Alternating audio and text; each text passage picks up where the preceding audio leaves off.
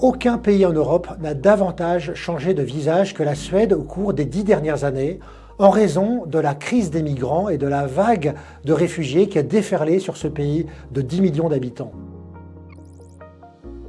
Ce pays scandinave, je le connais bien car je suis moi-même binational et j'observe son évolution depuis plus de 50 ans maintenant. Depuis les années 70, ce pays s'est fixé comme objectif humanitaire d'accueillir les réfugiés politiques du monde entier. Ce furent d'abord les Chiliens, puis les Iraniens, les Kurdes, les Yougoslaves, les Somaliens, les Érythréens. Pour la première fois en 2015, la Suède s'est vue confrontée à deux phénomènes. D'abord, une plus grande place de la religion musulmane dans l'espace public. Ça se traduit notamment par un très grand nombre de femmes qui portent le foulard, et puis aussi une montée du nombre de mosquées, qui en compte aujourd'hui 300. C'est greffé à cela une guerre entre bandes de narcotrafiquants qui ont des bases arrières au Moyen-Orient et qui règlent leur compte sur le sol suédois. On a dénombré ces 8 dernières années plus de 300 fusillades du nord au sud et de l'est à l'ouest de ce pays. En outre, la Suède a établi le record européen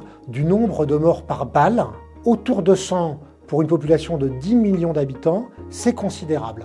La criminalité a augmenté. Conséquence, les prisons qui étaient autrefois sous-peuplées, aujourd'hui débordent. D'ailleurs, la Suède a un programme de construction de prisons énorme. Résultat, les Suédois qui étaient autrefois connus pour leur hospitalité à l'égard des réfugiés politiques en ont assez, ce qui explique en grande partie la montée du parti d'extrême droite. Pour en apprendre plus sur la Suède et ses très nombreux problèmes actuels, retrouvez mon reportage sur le site de l'Express.